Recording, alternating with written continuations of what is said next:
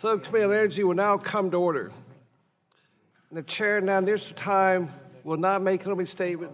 I'd like to ask the ranking member, Mr. Rush or Mr. Plow, you guys like to make an opening statement? Okay. Chair calls upon the ranking member of the subcommittee, Mr. Rush, for a 5-minute opening statement. I want to thank you, Mr. Chairman. I want to thank you for holding this important hearing today regarding consumer-oriented perspectives to improving the nation's electricity markets. Mr. Chairman, throughout this Powering America series of hearings, we have heard repeatedly that the energy landscape is changing significantly. It is vital that we hear from people who are being impacted the most, consumers and ratepayers.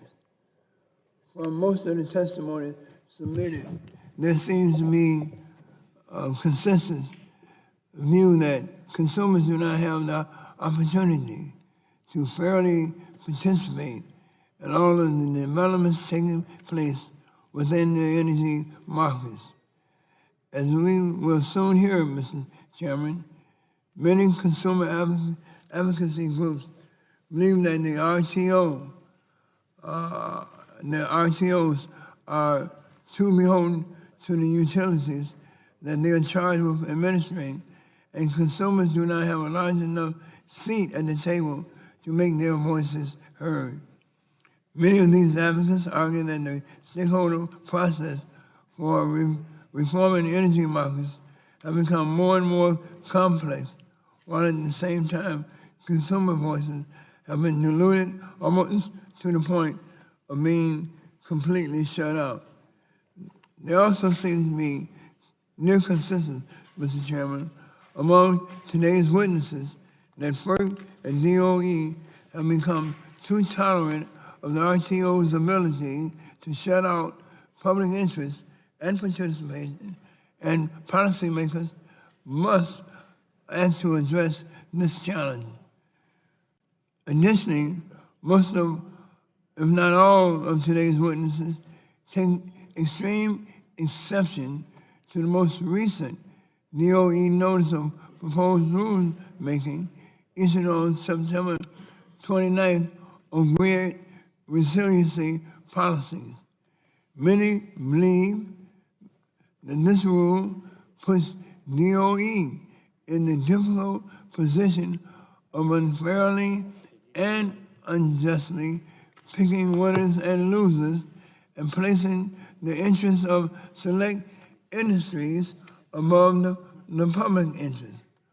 While it's one thing for the elected officials of individual states to adopt policies to address the needs of their constituencies, we must be careful of allowing unelected DOE officials to try and mandate a one-size-fits-all approach to an independent agency like FERC. Mr. Chairman, whether it's through the creation of the legally mandated FERC Office of Public Participation or through some other vehicle, we must ensure that the consumer voices are being heard and public advocacy groups are able to receive the technical assistance and financial compensation they need to help them fully participate in the FERC and RTO proceedings.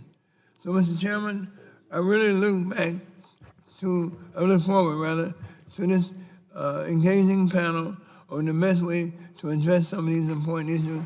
And with that, I yield the remainder of my time to my friend, Mr. Kennedy. Thank you very much, Mr. Rush, for yielding, and many thanks to you and for Chairman Upton for holding this hearing, among others, in this Powering America series. To all the witnesses, thank you for being here this morning, and particularly to Ms. Tepper from our Commonwealth. Thank you for your work and dedication, all that your office continues to do for our Commonwealth. Grateful that you're here today. During my time as a member of Congress, I have unfortunately become all too aware of the complexities of the electricity markets, particularly in New England. I've learned quickly that the more complex a system becomes, the more likely it is that somebody is getting shortchanged. This dynamic is all too real in the electricity sector, particularly for consumers who are either unaware, shut out, or simply unable to participate in the process, yet continue to bear the increased costs. While already paying the highest retail electricity rates in the lower 48, our region is about to get hit with yet another increase this winter. What has become clear to me is that there's no simple fix to this challenge, which makes the work that we all are trying to undertake all the more critical. I look forward to your testimony and working with you to increase transparency and to amplify consumers' voice in this important debate. Thank you, and I yield back. Time has expired. Chair would indicate that, sorry, we started a little late. We had votes on the House floor, and in order for us to listen to you, I'm going to put my statement into the record and yield back my time. I know Mr. Pallone would like to say a few things, so I'll yield for an opening statement to the ranking member of the full committee, Mr. Pallone. Thank you, Mr. Chairman. I want to commend you and Mr. Rush for putting together today's hearing to examine consumer perspectives and concerns with respect to electricity. We have an outstanding set of witnesses, including the Director of New Jersey's Division of Rate Counsel, Stephanie Brand, who is here representing the National Association of State Utility Consumer Advocates. I've had the pleasure of working with Ms. Brand, who has served in her role in both Republican and Democratic administrations, and I can tell you that she is a fierce, thoughtful, and successful advocate for our state's ratepayers. Thank you for being here. This is an extremely important topic to delve into, and it couldn't come at a more critical time, particularly given Energy Secretary Perry's ill-conceived and wholly unjustified effort to commandeer the Federal Energy Regulatory Commission's rulemaking process to provide unduly preferential and discriminatory rates to coal and nuclear generators. If adopted by FERC, it will certainly result in increased costs to consumers with no significant benefit, and it will mark the beginning of the end of competitive electricity markets. I understand the concern around closure of non-economic coal and nuclear power plants. Nuclear plants in particular not only employ hundreds of thousands of people and provide financial benefits to the communities that surround them, but they provide large amounts of carbon-free energy that help make it possible to meet our nation's climate goals. However, Secretary Perry's proposal represents an unprecedented attempt to usurp policymaking functions that belong to Congress and the states. His proposal is not about regulation of markets, which is what the Federal Power Act tasks FERC with. It's about subsidizing certain players in the electricity market at the expense of consumers and other generators who compete against the fuel types favored by the rule. Regardless of whether you believe that it is a useful or harmful proposition, it is clearly a policy change that is far outside of FERC's purview. As former FERC Chairman Norman Bay recently noted, in order to move forward on the Secretary's proposal, FERC would have to find its own current rules to be unjust and unreasonable, and then find that the new rules favoring coal and nuclear generation are just and reasonable. And that's the kind of backflip that even the most flexible Olympic gymnast would have a hard time pulling off. Worse still, this is a proposal that is not supported by the facts or even by the Secretary's own grid reliability report.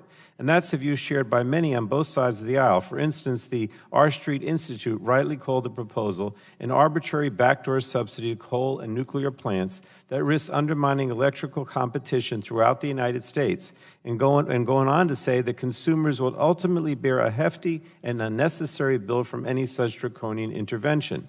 Meanwhile, Jerry Cawley, president of the organization tasked by law with overseeing the grid's reliability, recently declared that the state of reliability in North America remains strong and the trend line shows continuing improvement year after year.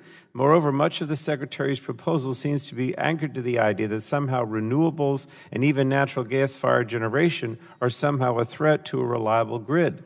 And I have certainly been a critic of natural gas overbuild and pipeline safety, but I have not expressed doubt about the reliability of our nation's natural gas system the way this administration has in its efforts to justify subsidies for coal and other favored fuels.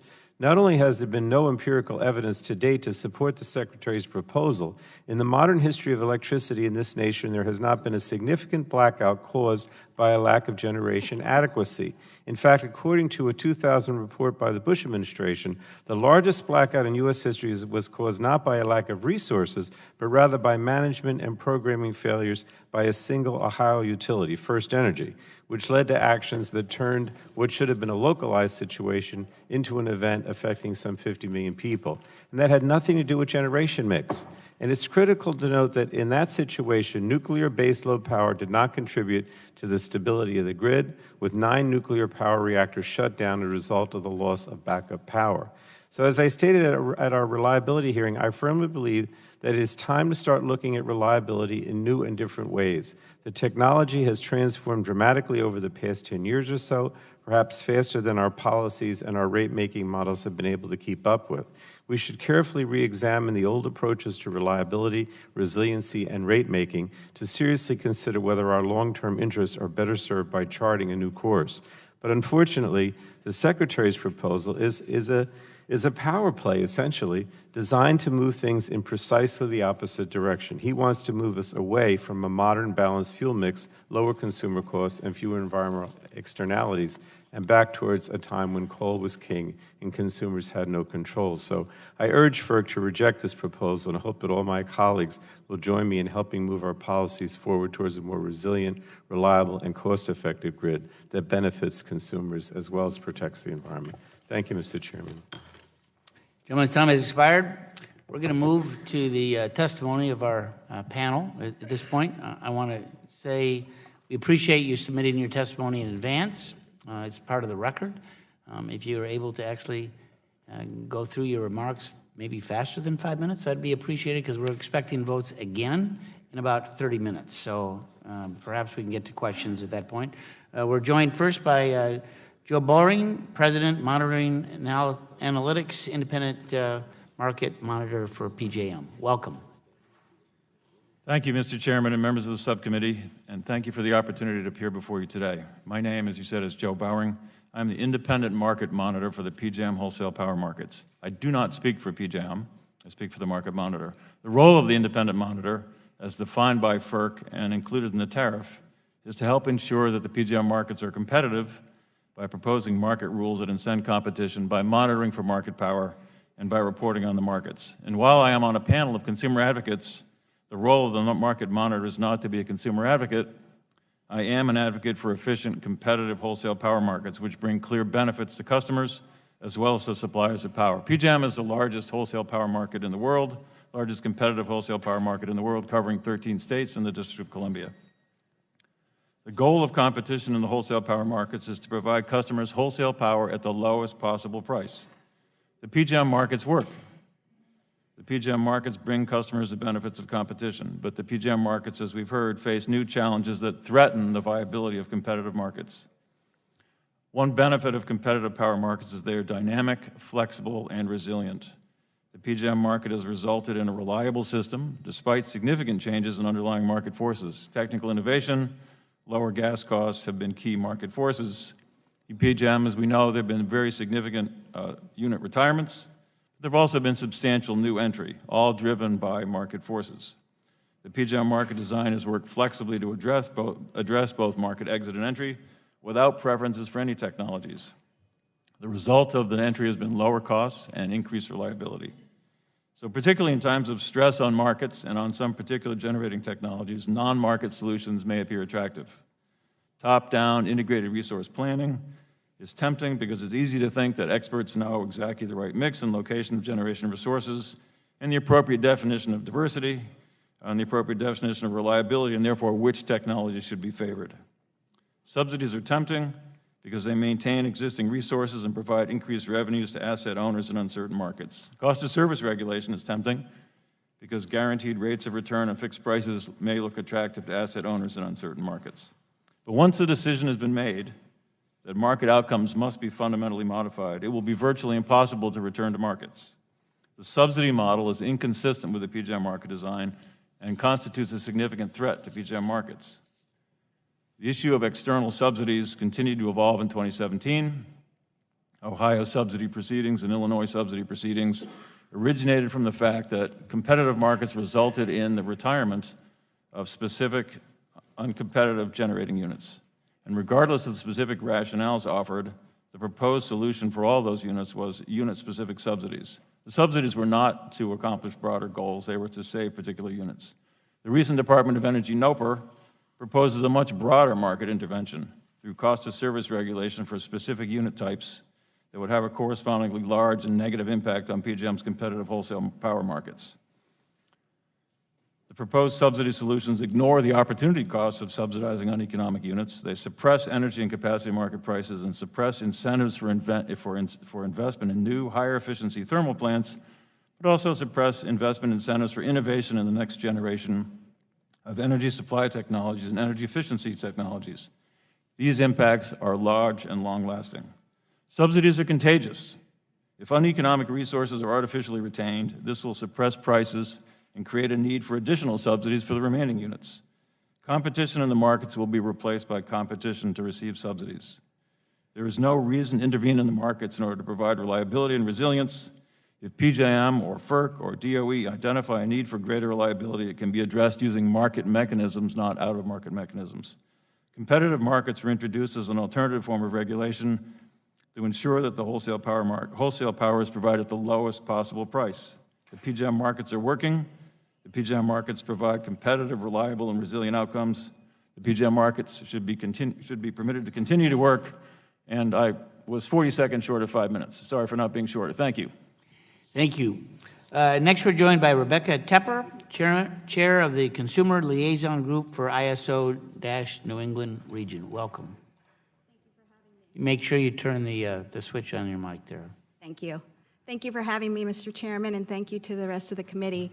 And particular thanks to Congressman Kennedy for the nice words and for your fierce advocacy on behalf of consumers in Massachusetts. Really, everyone appreciates that. So my name's Rebecca Tepper, and I am the Chief of the Telecom and Energy Division of the Massachusetts Attorney General's Office. But I also have the honor of being the chair of the Consumer Liaison Group for ISO New England, and that's why I'm here today. Thank you for holding this hearing and for recognizing the importance of consumer participation in the decision-making processes at our RTOs. I think sometimes we forget what it means when RTOs make decisions and what it means to sort of the everyday consumer. You know, decisions about market operations, they affect whether your grandma who lives on a fixed income is going to be able to afford to keep her lights on. Decisions about reliability, they affect whether that hospital is going to be able to stay online 24 hours a day. Decisions about, electric reliability determine whether your manufacturing facility is going to be able to stay in your town and whether people are going to be able to continue working. And decisions about transmission affect your state's ability to get power from where it is to where the people are living. So these are important decisions for every single person that lives in an RTO. And I think we have to keep those in mind when we think about consumer participation. FERC and the RTOs have recognized that it's important to give voice to the people and businesses who ultimately use and pay for electricity. With FERC's guidance, many RTOs have developed mechanisms to educate consumers and allow consumer participation in the stakeholder process. In New England, there are currently 2 main avenues for customers to participate: the Consumer Liaison Group or becoming a member of NEPOOL. The Consumer Liaison Group was formed to meet the need for heightened communication between RTOs and their stakeholders pursuant to FERC Order 719. In my written testimony, I provided a lot of information regarding the history and the governance, so I will not go over all of that.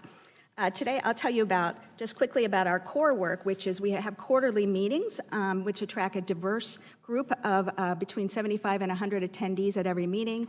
They're open to the public. They're held throughout New England in the different states to allow broad participation. We generally have a keynote speaker, and then we have ISO available for updates and to answer questions. And then we usually have a panel discussion to get differing views on particular issues. Just to give you a sense, our recent meetings have addressed solar, cybersecurity, clean energy initiatives, and transmission development under FERC Order 1000. But I want to be clear about what the CLG is and what the CLG is not. So the CLG is primarily an educational entity. It provides for a wide range of stakeholders, not just the state consumer advocates, to gain a better understanding of the ISO processes and learn how ISO New England actions impact customers. I think the CLG has successfully provided consumers with pricing data and information about their retail bills. It's taken some of the mystery out of the ISO New England process and has increased transparency. But what it is not is an advocacy group that represents consumers' interests. As it operates today, the CLG has no formal role in the ISO New England stakeholder decision-making process. It is simply not a substitute for NEPOOL membership and participation in the ISO stakeholder process. You know, my office is a member of NEPOOL. We devote a lot of resources to it. We've saved consumers $60 million over the last couple years doing that, but not everybody can do that. And it's certainly not most consumers can do that, can devote the resources necessary to be informed and productive contributors to the stakeholder process. They're complicated, they're expensive, and they're time-consuming. So very quick, I can give you 4 ideas about how I think things could be improved. First, I think it's helpful to establish a CLG to have an educational component.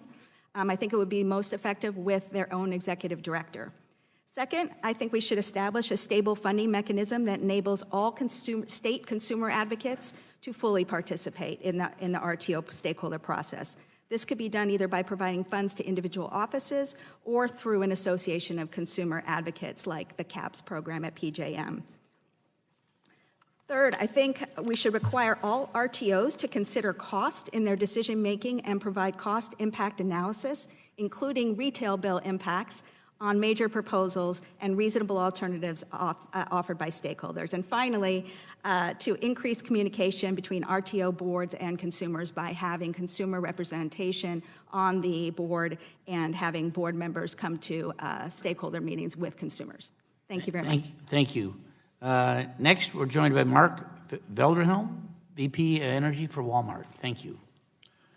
Thank you, Chairman Upton, and thank you for the members of the subcommittee for the opportunity to provide testimony. My name is Mark Vanderhelm. I lead the energy procurement for Walmart. Fundamentally, we're looking at using less. What we do use, we'd like to pay less for, and we focus on paying less for, and we'd like to turn that greener, and that's the focus for my role. We operate in the 50 states, District of Columbia, and Puerto Rico. As part of that role, I oversee Texas Retail Energy, a wholly owned subsidiary of Walmart, which participates in the wholesale markets and operates as a competitive electric supplier, directly serving our stores in 11 states. The Walmart Energy team works to deliver on Walmart's mission to save our customers money so they live better, and we pass those savings on to our customers through cost management and through energy efficiency. We're market advocates, and we're advocates of customer-cited electricity and increasing that stakeholder process.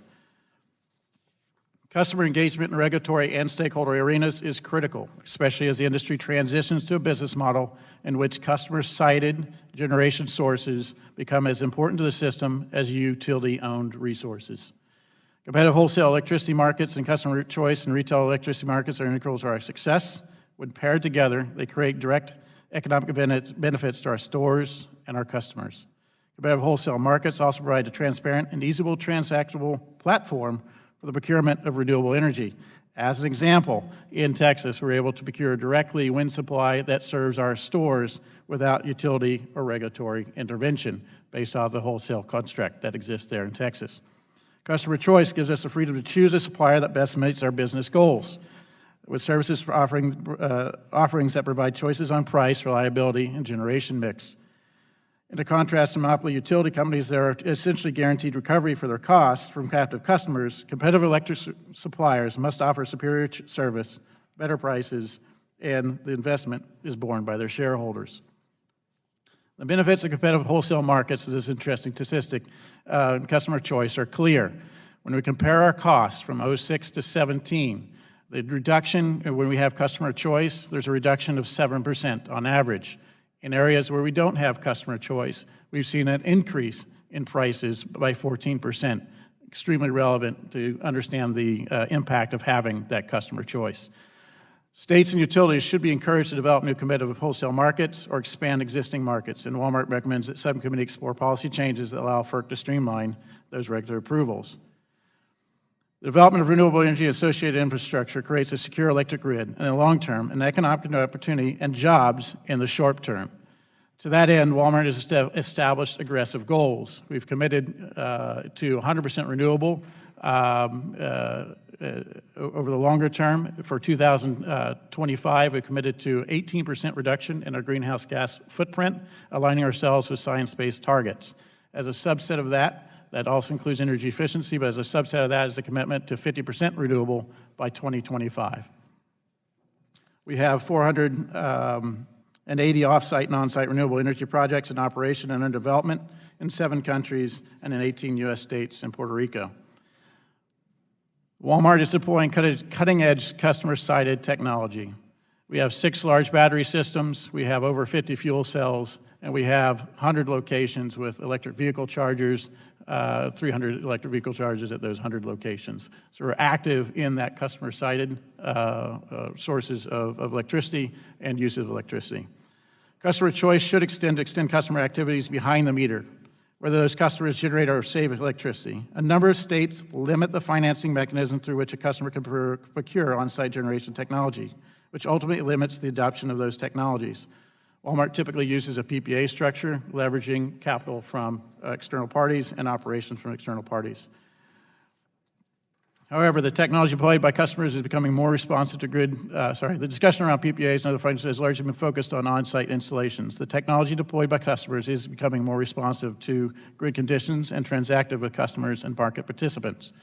As is the case with on-site solar, new technologies could be construed as challenges to the business of the incumbent utilities, and the response could be to limit their financing structures able to be used in deployment. To unleash the potential benefits of customer-sited technology, the federal government should implement clear policies that give customers the freedom to install the technology on their homes and businesses that they want and finance it however they choose. I appreciate the comments, the opportunity to present testimony. Thank you. Next, we're joined by John Hughes, President and CEO of the Electricity Consumers Resource Council. Welcome. Thank you, Chairman Upton and other members of the subcommittee. I represent large U.S. manufacturers. They have facilities all over the United States and especially within the footprints of the nation's ISOs and RTOs.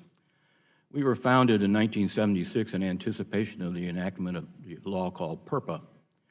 And our initial focus was Title I of PURPA that included several federal rate-making standards. ELCON played a key role in the implementation of those standards at the state level to ensure that they would produce economically efficient and non-discriminatory rates. Beginning in the 1980s, our focus shifted to PURPA Title II. Many ELCON members have a steam requirement at their manufacturing facilities, and it was PURPA Title II enabled them to use the technology known as cogeneration or combined heat and power for great economic advantage. This technology makes it easier to produce both steam and electricity at the site, and was quite cost effective.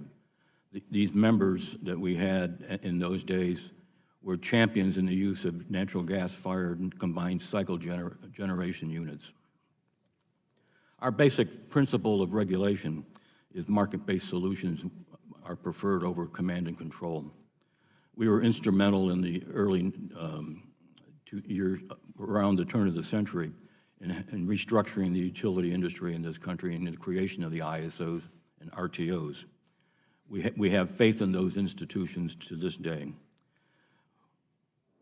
You have probably heard from Jerry Cowley's speech a couple of weeks ago on essential reliability services. NERC has been working for several years on defining these services as a means for sustaining the highly reliable grid that we have. FERC has in the past has been using these services and has created markets for them.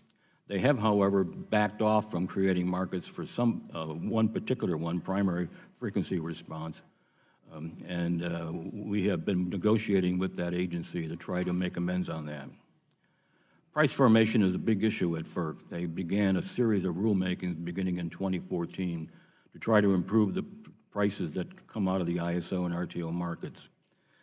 We believe that the markets have gotten a little bit too complex and lack transparency. A more simple market structure, we believe, makes the market operate more efficient and transparent. one of the problems with the existing FERC jurisdictional markets is the overlay of capacity markets. We do not believe that these markets are necessary. ERCOT, which is a non-jurisdictional RTO in the state of Texas, is an energy-only market, and they operate quite well without the need for this capacity market. Another problem that we have in the ISO and RTO markets is the rules and market design keeps changing all the time. There's no way for a large manufacturer to plan and to forecast what their costs might be going out several years because the market rules are subject to change. Now I want to get to the DOE 403 proposal. We are dead set against this proposal. We believe that it will destroy the ISO and RTO markets, if not destroy the competition in those markets. What the attempt here is to create a big ATM machine for uneconomic, obsolete coal and nuclear plants. Estimates of the cost to consumers of this proposal range from $800 million to $3.8 billion a year. Roughly a third of that would get passed on to the industrial infrastructure of this country. We will strongly weigh in at FERC in opposition to this. What can Congress do? In H.R. 8, which you passed about a year and a half ago, there was a proposal in there for a study by the Government Accountability Office, and GAO, to do an assessment of the ISOs and RTOs in this country. We support such a study. Hopefully it won't be an obituary for the ISO and RTOs as a result of the 403 proposal. We would urge another study to be formed by GAO on the need for these capacity markets. A lot of money is being transferred from consumer pockets through the ISOs to suppliers as a result of these capacity markets. We challenge the need for them. Finally, I want to thank the commission, or the subcommittee, for this opportunity, and I would like to take my last seconds to urge you that if you tamper with the law of PURPA, especially Title II, be careful.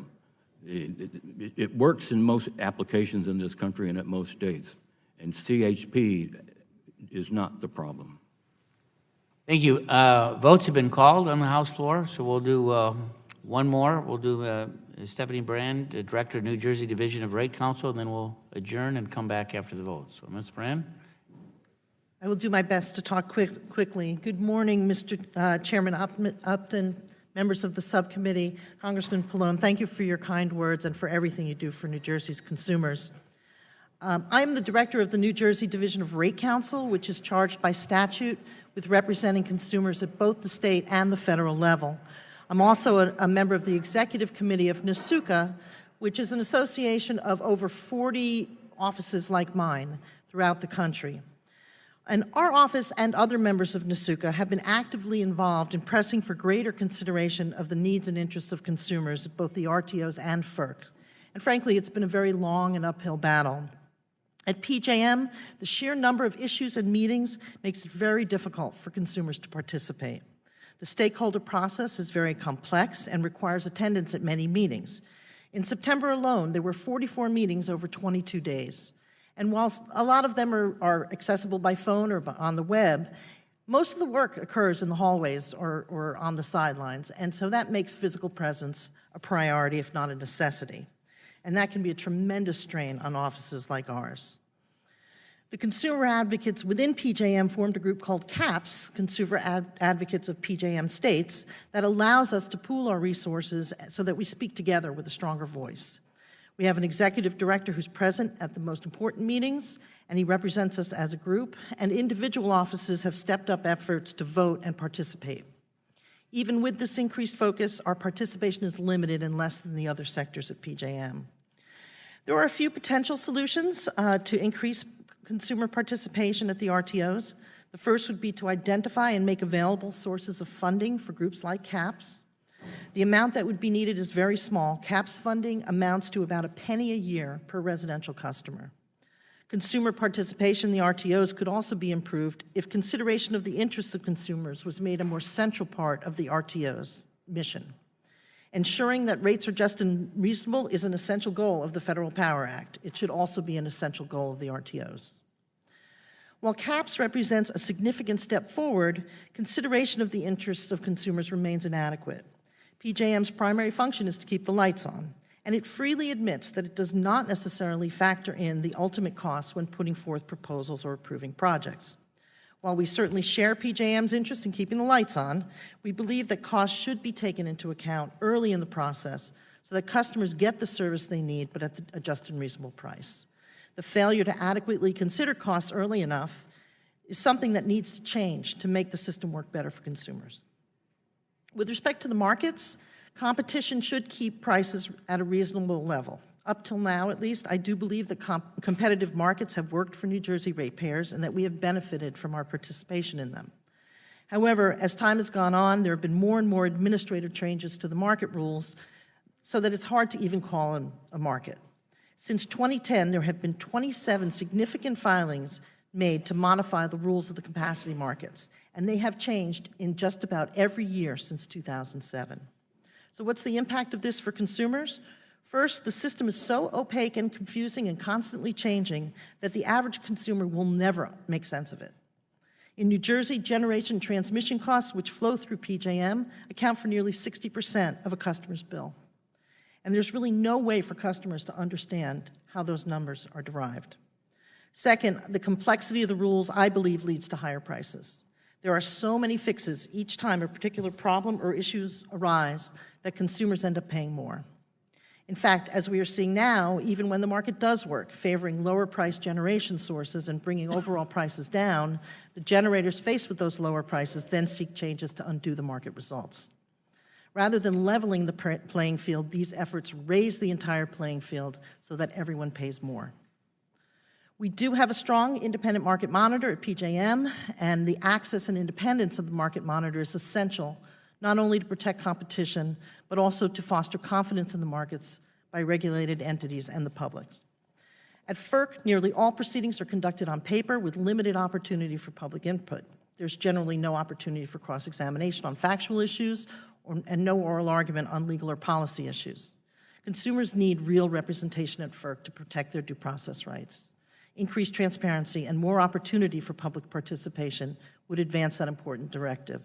There's a bill pending, H.R. 2656. There are also some provisions existing in the Federal Power Act to create an Office of Consumer Advocacy at FERC, and it also provide intervenor funding. This legislation should be supported, and it is supported by us, and I hope that you will support it as well.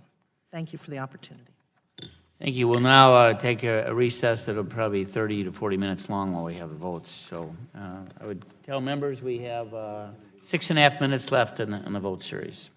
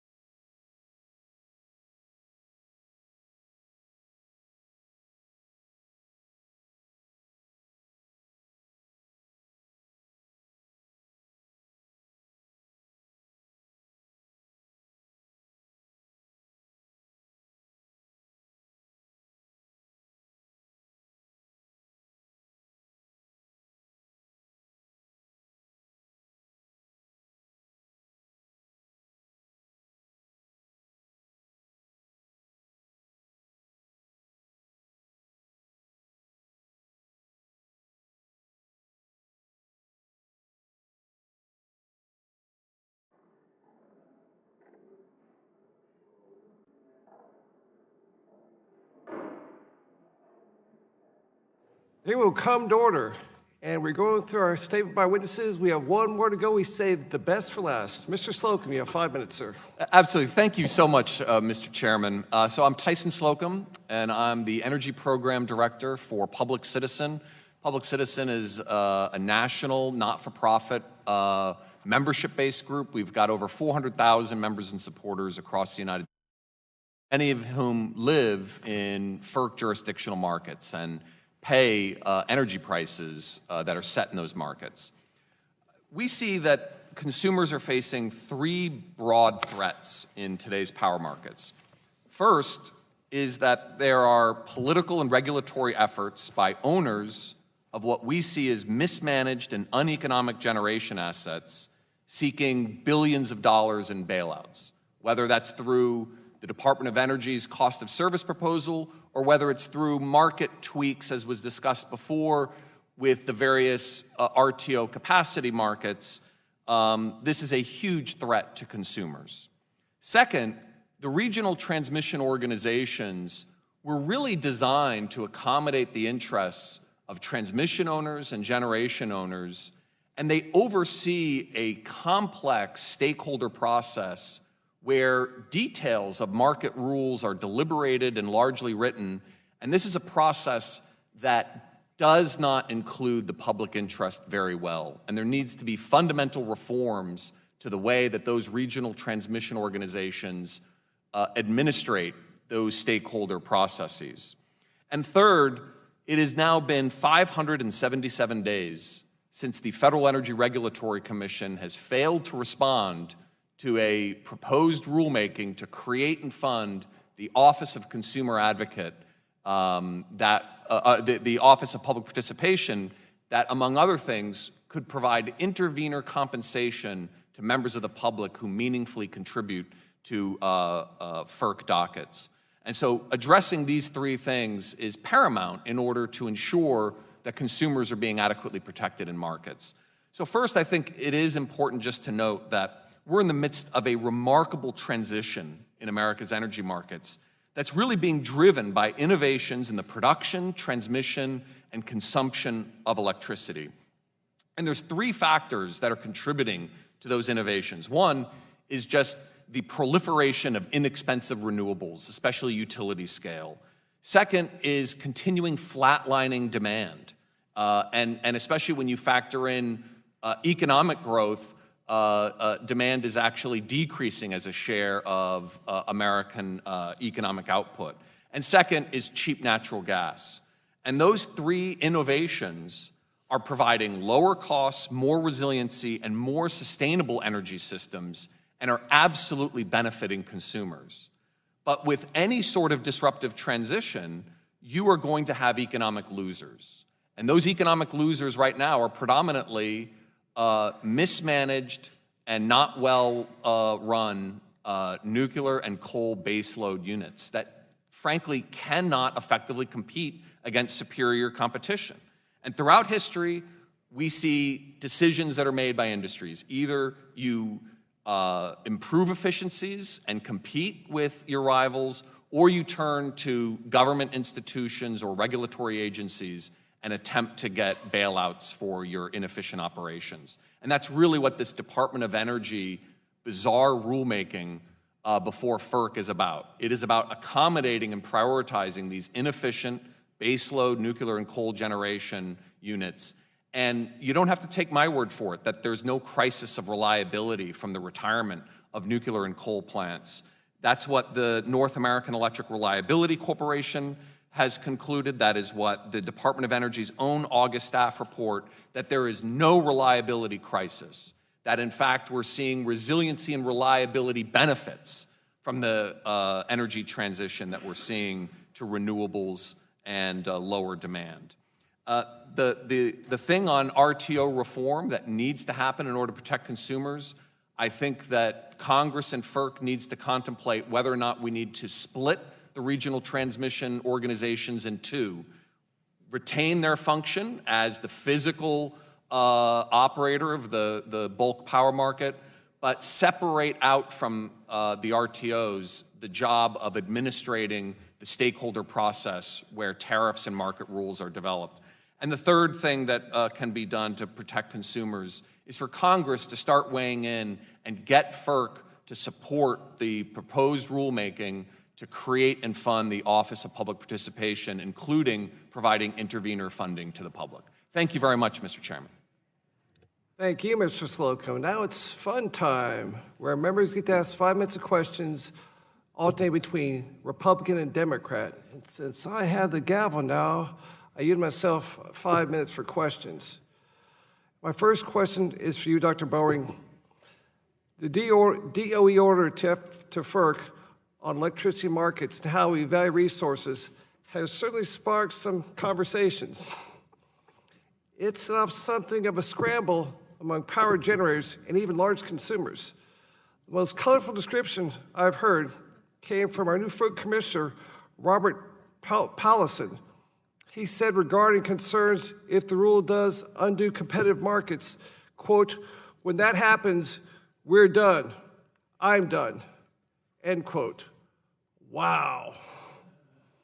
That is pretty strong. Sir, I'd like to share your thoughts on what's happening with larger and older power plants in PJM. Do you think the stress being faced by coal nuclear plants is a sign of a flaw in the market, or just market force at work, or a combination of the two? I think it is entirely market forces at work. Despite some of the commentary, not all nuclear power plants are uneconomic. Some are uneconomic. To the extent that they are retained artificially in the market, they make other nuclear power plants as well as other coal plants worse off. So subsidies are counter to the market. They actually make the market work less well. And if you extend them even further, they will, as some have said, they will ultimately destroy the market. So it is about market forces. It's uneconomic resources being replaced by economic resources. Thank you. Question for you, Mr. Valderhelm from Walmart. In your testimony, you gushed about my home state of Texas. Appreciate that. And that Walmart has a goal of going 100% renewable. You talked about the example that you're contracting directly with wind farms in my home state. And as you know, Texas is the #1 state in America for wind. We are #1, bigger, prouder, better. Can you talk a little about your experience in choosing your own generation sources and why it's important to Walmart? It's important for Walmart, first and foremost, because it's economic. The thing that I always make sure that people understand is while Walmart has these aggressive energy, renewable energy goals, I work for the part of the organization that is part of operations. So we are executing on that procurement based off of the economics associated with it. That's the first and foremost one. Obviously, we see our mission as an organization is broader than just shareholder economics. And that enables us to also show those benefits to our associates, our customers as well, in terms of turning our portfolio greener. Thank you. How do you balance your costs with your generation preferences? How do you make that balance? Sorry, how do we make the balance determination between your costs and your generation preference, like, for example, wind power? How do you balance that? Here's our cost, and just any idea, any insights on how you guys look at that? Yeah, absolutely. We would always preferential, first of all, something which is cheaper before something which is more expensive. So again, I think your question implies that somehow renewables are more expensive. I just want to make sure that, that is a win-win. In other words, we're identifying both the greener power and cheaper power. We go down that path. We're moving as quick as we can in all parts of the country. Thanks to Texas for providing the construct that enables us to execute there quicker. But we're looking at doing it across the country, and we're constantly looking at green power, which is more cost-effective than brown power. Well, thank you. I want to close with a challenge for my friend from Massachusetts who's not here. So, Ms. Tepper, you're from Boston, is that correct? Yes, I am. Okay. As you know, and my colleague Mr. Kenny knows, his Boston Red Sox, your Boston Red Sox, are in Houston, Texas right now. They're about to be destroyed by my Houston Astros. First pitch is at 4:08 Texas time. And you remember, just last week, my Astros played 4 games in Fenway Park. They were 3 Astro wins, 1 Red Sox win. Outscored 24-13 over 4 games. And so please pass on, if you want to participate, a little bet, a little friendly wager. If the Red Sox win, very unlikely, I'll eat a big bowl of Massachusetts clam chowder with the press there, chowder. But if my Astros win as expected, y'all come down and have a big hot bowl of Texas chili with the press there. Oh, we're on. That sounds great, yes. I look forward to you having some chowder. Without objection, so chowder. My time has expired. I now call upon the gentleman from Illinois, the ranking member of the subcommittee, Mr. Rush, for 5 minutes.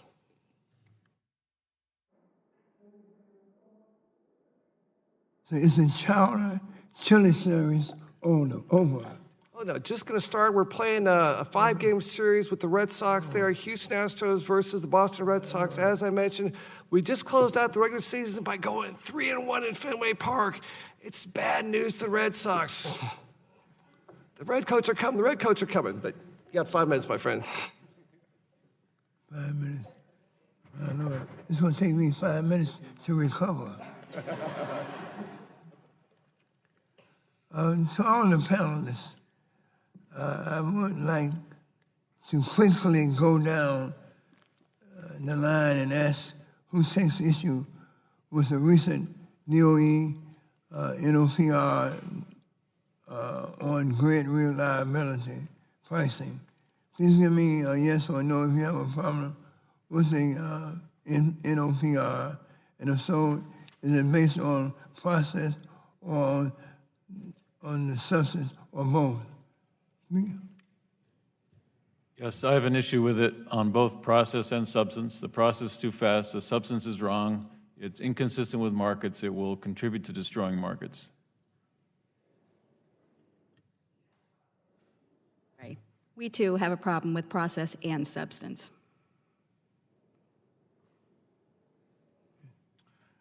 Same issue with both process and substance. Are concerned about its impact on the competitiveness of markets by putting that type of additional adder in their revenues. Also are concerned about the process and the accelerated review period that has been suggested. Ditto those remarks. I would also add that our read of the DOE proposal is that DOE is saying that U.S. manufacturing jobs are not as good as the jobs of economically obsolete coal and nuclear plants.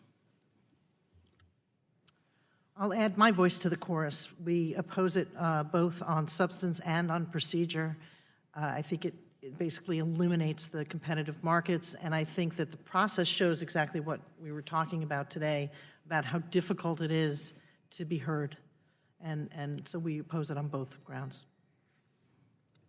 The Department of Energy proposal is terrible, and I don't think anyone likes it except for those entities that have economic vested interests in the uneconomic nuclear and coal-fired power plants.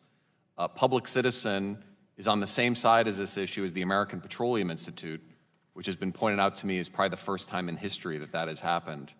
The process is also problematic. There was no reason for FERC to fast-track this rulemaking, so it's important for Congress to get some answers from FERC as to why they did that. And it just, again, shows how critically important the creation of an Office of Public Participation is at FERC, because all of a sudden we've got some huge issues of concern to consumers that are moving very quickly through FERC, and Congress is on record with creating the Office of Public Participation that the public interest needs more assistance in order to have an equal seat at the table.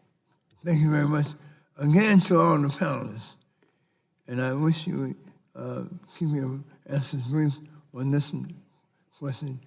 Do you believe the RTO stakeholder process serves the interests of consumers, or do you believe these consumer interests are consistently underrepresented in these processes?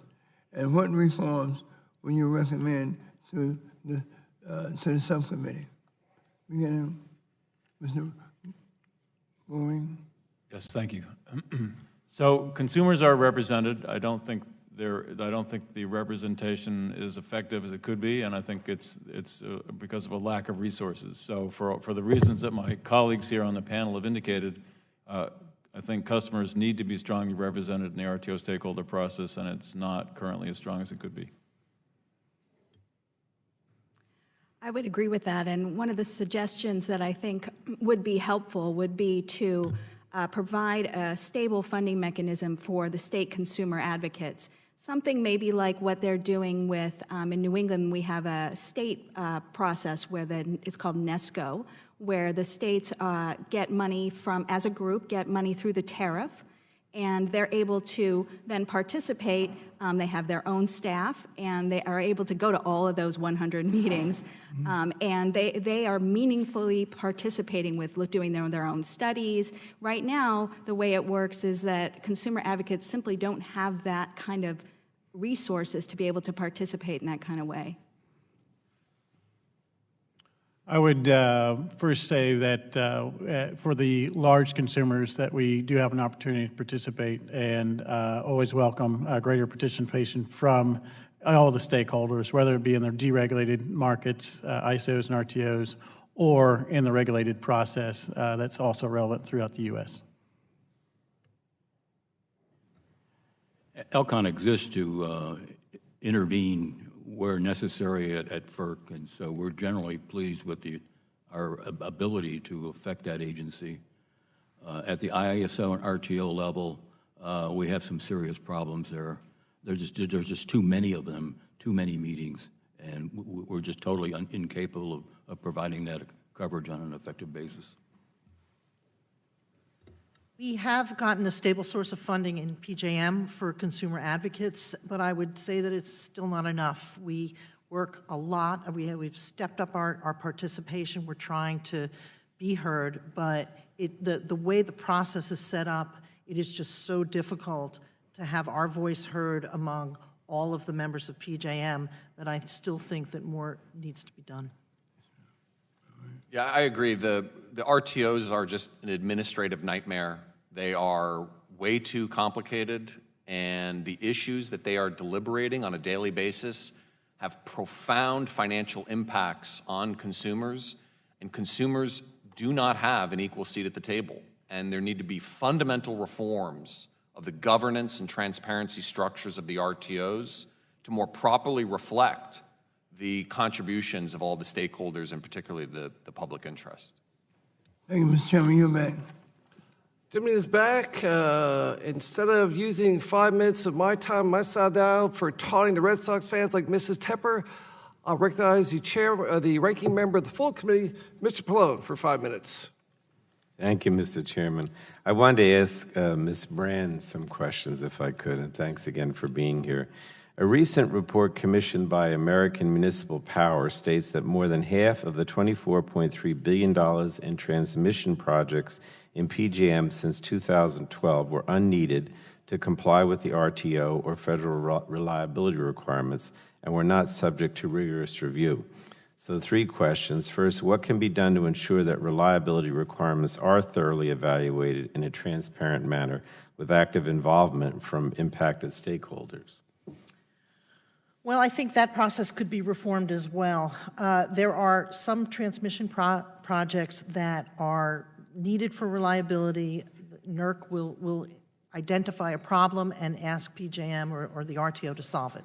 But then there are a whole bunch of other projects that are proposed by the transmission owners because they're incredibly lucrative for the transmission owners. The returns on transmission are huge. So everyone wants to build whatever they can.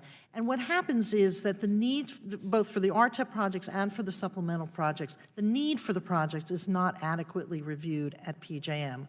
On an RTEP project, once they say it's needed, you don't go back and revisit that, even if things change and there's no longer a need for that particular line. So I think greater scrutiny needs to be made, and they need to go revisit their prior decisions on a regular basis to make sure that we're only building the transmission that's actually needed, because it represents a huge part of the customer's bill, and there's just no point in building transmission that's not needed. All right, thanks. Then in your opinion, how can we build transmission projects more cost effectively while minimizing impacts to local communities and their environment? Well, cost effectively, I would argue that the returns that are granted by FERC for transmission are completely off the charts.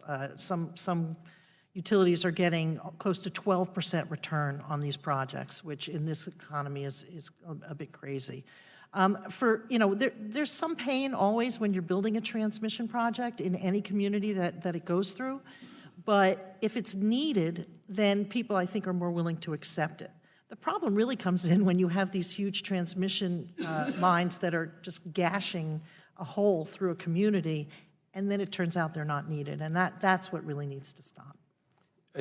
Because obviously project costs get passed along to the ratepayers, can there be specific criteria that have to be met by states before utilities or transmission operators are allowed to move forward with planning these large-scale infrastructure projects? Well, in terms of the costs, it's a pass-through. The states don't really have a role in determining how they get charged for it. The states will have a role in specific siting of a transmission project, but it's a difficult process. We're going through a situation in New Jersey right now where there's a trial that's been going on for months to try to figure out whether or not it's being put in the right place. And the utilities' goal is to get it built and to start earning on it, whereas the people who are in the path of that line are often, they don't have a significant voice, or they're just in the way. Well, that's in my district, so I appreciate your commenting on it. Last thing, I worry that drastically overestimating load forecasts on a regular basis can lead to unnecessary build-out that must be paid for by ratepayers. Are there any checks and balances in place to encourage PJM not to over-exaggerate forecasts? And then in your opinion, what can PJM do to minimize transmission projects that are approved or built and then underutilized, resulting in high stranded costs? Well, PJM has traditionally predicted its load. There's no question that we come in at a lower level. There's a lot of advances in technology, and people are actually conserving. So their load forecasts have been high for a very long time. They did change the rules a little while back so that they don't revisit projects once they've been approved as necessary to resolve reliability violations. And they did that because they were trying to avoid the disruption that occurs when you approve a project, then you take it out, and then you approve a project, then you take it out. But the end result is that we're now building transmission that is no longer needed based on the load profile. So I think they need to go back and have some form of regular review of these projects to make sure they're still needed, especially if they haven't started building yet. All right. Thanks so much. Thank you, Mr. Chairman. Thank you. Gentleman yields back. The chair now calls upon the gentleman from Texas, another Houston Astros fan, Mr. Green, for 5 minutes. Thank you, Mr. Chairman, and thank our committee, because we've held a number of these hearings over the last few weeks and months looking at the reliability issue. And Mr. Van de Helm, in your testimony, you talked about the integral competitive wholesale electricity markets or contribute to Walmart's success. Before you answer, I want to thank Walmart because I have a district in the Houston area, and I had a number of Walmart trucks coming to churches in our district who were facilities to get food, and y'all are great corporate citizens both in North and East and Southeast Harris County. Thank you for your comments. But the competitive electricity market that was created in Texas and it's been very successful, is that an integral part of Walmart's success? It certainly has enabled us to both continue to be able to procure electricity at lower prices year upon year by having that competitive market there just for all the stores. And as I mentioned in my testimony, it enables us to directly contract with renewable energy or any other type of energy where it's delivered directly at the hub where we'd be buying our retail energy. Okay. When your customers see the lights go out, what are the most prevalent reasons? Is it lack of generation? No, sir. Okay. A recent study released this week, showed that from 2012 to 16, showed 96.2% of all sources of energy disturbance came from severe weather events, not generation incapacity or fuel supply emergencies, which account for less than 0.008, less than 100 of a single percent. 2014, NERC released a report reviewing the polar vortex. In this report, NERC found that the extreme cold froze many coal piles, rendering them useless for power generation. Can the witnesses talk about issues from the polar vortex and how that affected customers like the one I mentioned? Is there any, is that true? I'm from Texas. We don't get snow but about every 10 years. I'm sorry we get hurricanes and tropical storms every 7 or 8 years. It was cold during the polar vortex. One of the things it illustrated was that the performance incentives were not in place in the capacity market. That's since been addressed. The forced outage rate for combustion turbines and other units was very high, but it was not a result of absence of fuel. It was a result of primarily mechanical problems at the units. Any other from any other witness? After the polar vortex, PJM did make some rule changes and did take steps to try to make sure that we won't get that close again to not having enough generation. And we haven't even tested it yet. And already there are people saying that it wasn't enough. So I would definitely advocate for, let's see if the solution we came up with works before deciding that it didn't. In a number of these hearings, we've heard, and of course it doesn't take a Texan too much to brag, but that we've had some really good success in our competitive market. And witness after witness in different panels. That's why I was skeptical this last week of Secretary Perry's recent DOE rulemaking announcement that would fundamentally change the structure of free energy markets. We created that when he was the governor of the state. We've heard multiple times how competitive free markets for energy benefit consumers in a variety of ways. In this proposed and I think rushed rulemaking, the Secretary is suggesting it's in the national interest to subsidize industry like coal, who can keep 90-day fuel supply on site, moving that number up from the existing 71 to 74 days. Can anyone on the panel comment on how 90 days of frozen soggy coal is better than 71 to 74 days? Do you see this rulemaking as making the grid more reliable? It's our view that subsidizing particular technologies, uneconomic technologies, is not necessary to make the grid more reliable. The grid has been reliable and resilient and continues to be that way as a result of competitive markets.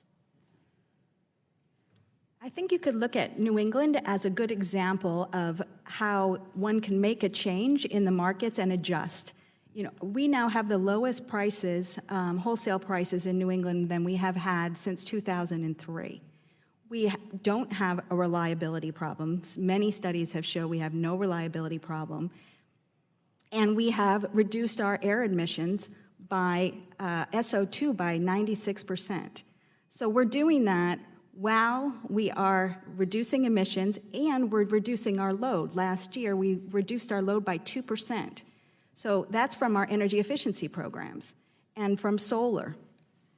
So you can make a change, and the markets are flexible enough to accommodate those changes. I think our markets are trying hard right now to accommodate those changes, and it's not a reliability issue. What's the base load for the New England market? You mean what's the major what power? Gas. The gas? Gas. Mm-hmm. Okay. Obviously, we'd like to sell you more natural gas. Recently, Hurricane Harvey dumped so much water on Texas that the Electric Reliability Council of Texas had to switch to units from coal to natural gas. Natural gas was by far the largest provider during the storm, although I can also say our nuclear power plant in southeast Texas continued to function very well.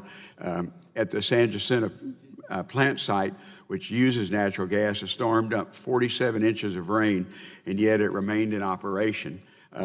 It's frankly just not the case that increase in natural gas-fired plants is threatening reliability of the grid, because we also found out that coal gets soaked with water and it doesn't work, whereas natural gas doesn't. Mr. Chairman, I want to thank you, thank our witnesses, and again, I appreciate the series of hearings we're having, because it really gets us all up to speed on electric in generation. Thank you. The gentleman's time has expired. The chair now calls upon the pride of Clarkson University, Mr. Tonko, for 5 minutes. Thank you, Mr. Chair. Thank you for your enthusiasm, and thank you for organizing this very informative, bipartisan Powering America series. I certainly have learned a lot, and I thank our witnesses for appearing here, and not just your testifying, but also for the significant work you do in a very important arena. We expect a lot out of our grid. We want it to be clean, reliable, flexible, resilient, and yes, affordable. We have been holding these hearings, and many witnesses have made great points about the present and future of our electricity systems. But we have to remember, if we want utilities to invest in resiliency or RTOs to require greater reliability, the cost ultimately gets passed down to consumers, and that will hurt affordability. Developing a modernized grid is about balancing all of these qualities, and members and stakeholders may have different ideas on how to do that best and how to value individual grid attributes. I think this is best done through dialogue, which must include transparency and participation in FERC and RTO proceedings. So I want to highlight a very important point made by a number of witnesses this morning. Participation in FERC and RTO proceedings is incredibly difficult for consumers. The process can be technically complex, costly, and time-consuming, which creates in its own a high barrier to participation. So if I might ask Mr. Slocum, if consumers don't have a seat at the table, does affordability get pushed aside in favor of other grid attributes? Absolutely. The stakeholder meetings at the various RTOs, that's really where the heavy lifting of market rules and tariff writing occurs. And as has been very well articulated by some of the state consumer advocates in RTOs here, the consumer advocates do not have the resources from a financial standpoint, a staff standpoint, to adequately participate in those proceedings. And so as a result, those stakeholder meetings are shaped by those entities that have the resources to contribute. And that increasingly are the transmission owners, the generation owners. And so as a result, you're seeing a bias coming out of that stakeholder process. And so we've got to recognize that the RTOs are staffed by good, honest, hardworking people, but the structure of the way that they administrate these stakeholder processes, it's fundamentally broken. And we've got to have total reforms to the way that those are conducted, or a total separation of that stakeholder function from the RTOs into an entity that's more accountable to the public interest. Thank you. Ms. Tepper and Ms. Brand, do you agree with those sentiments? Yes, I would add that I think that we've had some successes at ISO New England in being more cost conscious. One of the things that consumer advocates really fought for was having more competition in the transmission, building of transmission. I think that's slowly happening. I think we have done a good job in integrating energy efficiency into our load forecast, so that the price, we're not buying too much, and we're estimating how much energy efficiency is going to be going in the future. But we have a lot of work to do. ISO and the other RTOs need to have that part of their mission. Part of their mission needs to be also worrying not just about reliability, but how much what they do costs. Mm-hmm. And Ms. Brand? I would also agree, but I would also say that part of the problem is when they consider costs. A lot of times, costs don't even enter into the discussion until we are so far along that everybody's already made up their mind. And we have made some progress. We certainly have. We have the CAPS organization in PJM, and we try to be there on day one to bring costs to the forefront, but it is a very difficult task. And a number of witnesses described the significant costs and barriers to participate. So Ms. Tepper and Ms. Brand, your testimonies describe how multiple entities have pooled their resources in order to have consumer advocates more fully participate. It seems that funding a full-time voice for consumers can be difficult. Are there other ways or compensation structures that would enable more robust participation? Well, we have a tariff provision, so we do have funding. More funding, I think, would make the difference, but also funding of more entities. CAPS does a terrific job of representing the consumer advocates. But for example, I'm sure Mr. Slocum would love to participate in the RTO proceedings, but there's no resources to do it. So, and we end up as one voice among many, even though we are pooling our voices and speaking more strongly. It still cannot, we're completely drowned out by the transmission owners and the generation owners. And Ms. Tepper? I definitely would say that the consumer liaison group that I run, the people on the coordinating committee, I think would universally say that to have a broader participation, not just of the consumer advocates, but of businesses, of universities, that requires additional work. Thank you. Mr. Chair, if you'll indulge me for just 10 seconds. 20 seconds, I how want about to that? associate myself with the witnesses' comments about DOE's proposed rulemaking to FERC. Subsidizing non-competitive generation for a small, if any, grid benefit at massive expense to consumers is wrong. It's bad for individuals, it's bad for businesses, it's bad for manufacturers, and it definitely should not be done through a rushed process. We need more discussion on proceedings and their merits and not less. And I would say to DOE, please, please keep consumers in mind. This is a bad move. With that, Mr. Chair, I yield back. The gentleman yields back, and seeing no further witnesses to ask questions, I'd like to thank all of our witnesses for your patience during votes, and again for being here today. Also, special thanks to you, Mrs. Tepper, for accepting my challenge on behalf of Mr. Kennedy and all Boston Red Sox fans around the world. We're going to take you down. I'll warm up the chowder for you. That's it. Got a big hot bowl of steaming chili waiting for you with lots of jalapenos on it. Very hot. There be no documents for the record. In pursuant to committee rules, I remind members that they have 10 business days to submit additional questions for the record and ask that witnesses submit their responses within 10 business days upon receipt of those questions. Without objection, this subcommittee is adjourned.